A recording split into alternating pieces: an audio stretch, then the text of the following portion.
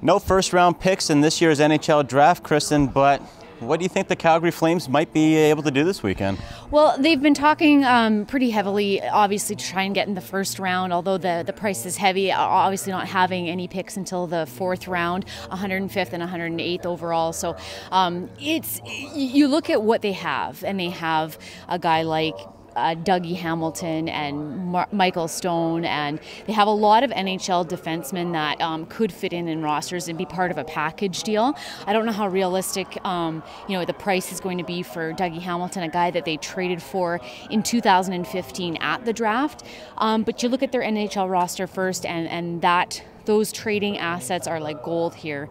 And then you look at what they have in their stable, guys that they've already drafted that are almost NHL ready, much like Juuso Välimäki. Not that I don't think that they would go and trade him just because they drafted him last year and he's so close to being NHL ready, having played for the Tri-City Americans last year. And then you look at maybe Oliver Kylington or Rasmus Andersson. Rasmus Andersson is probably a little bit closer to making the NHL than Oliver Kylington, both two guys that they got in that 2015 draft.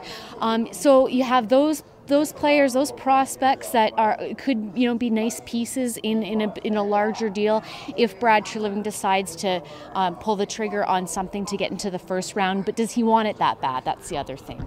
Yeah, and that's the question. I think when you've got a guy like Dougie Hamilton, you're thinking, why would you want to give this guy up? But when you've got some prospects and some blue chippers, like you said, Juuso Välimäki, who was 16th overall last year's draft and already causing a lot of buzz after the World Juniors, maybe you're saying, okay, this is our future. And Dougie Hamilton's a right shot defenseman. You can't have enough of those guys, and he's in his early 20s still. He has a lot of upside and could really be an asset. Obviously, he played with Mark Giordano on the top pairing last year, so a real asset to any team. But it's whether or not Brad Treliving values getting into the first round enough to let those guys go.